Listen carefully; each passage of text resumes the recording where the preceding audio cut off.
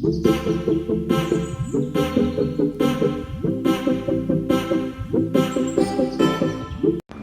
is up, guys?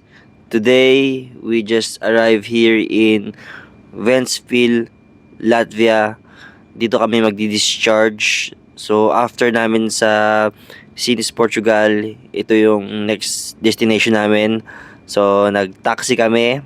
Yan yung taxi driver namin. And ang bayad dito ayos din kasi tapat din sila. May sarili silang metro kung ano yung itinakbo ng sasakyan nila. Yun din yung sisingilin talaga nila.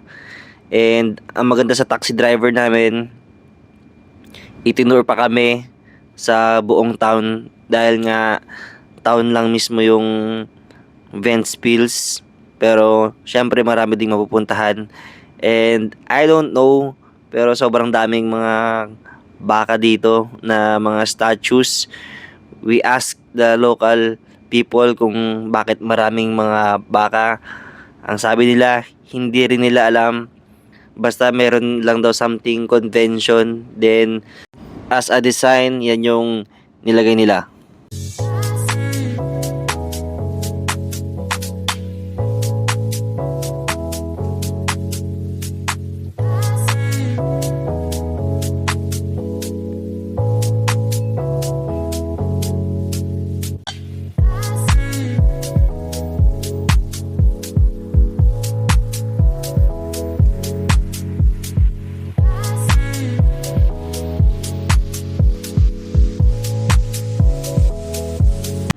Ang tawag pala dito ay galyon.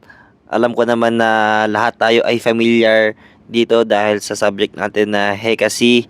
So, example na lang ay dyan sumakay si Magellan.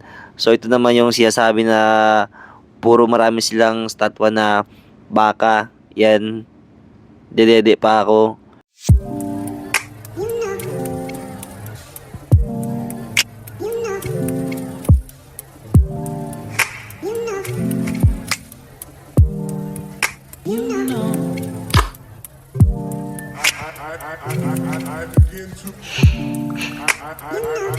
I begin to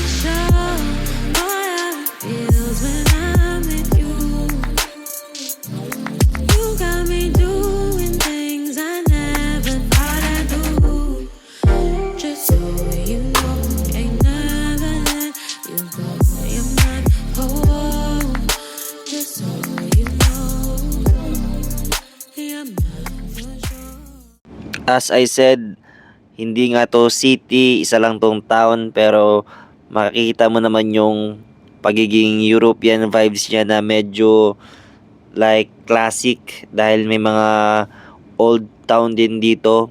Yan, may mga old na ornaments, old houses, old churches, ganyan. Pero Europe na Europe pa rin yung pagiging classic niya.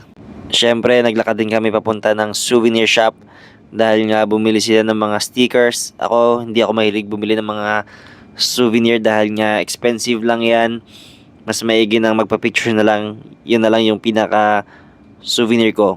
Ito nga pala ang souvenir shop na to. Malapit to sa terminal ng mga bulk. So, swerte ng mga bulk boys dyan. Pero ngayon, walang masyadong tao. Ewan ko kung bakit. Siguro medyo malamig yung panahon. Ito naman ang kanilang public library. Hindi na kami pumasok dyan dahil nga medyo nagmamadali kami.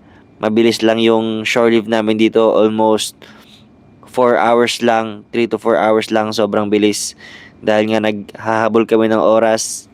Ang tawag pala dito ay mga flat.